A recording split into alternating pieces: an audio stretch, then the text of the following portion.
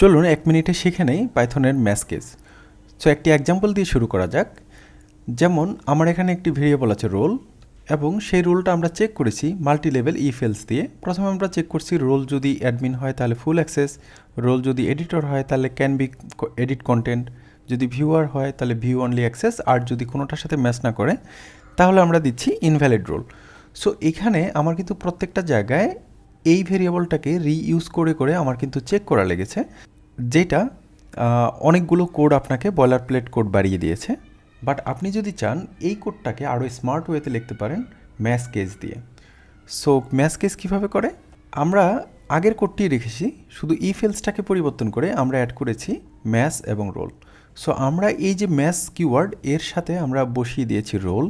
So এই mash keyword এখন প্রত্যেকটা ভ্যালুকে তার কেস ওয়াইজ চেক করে নেবে।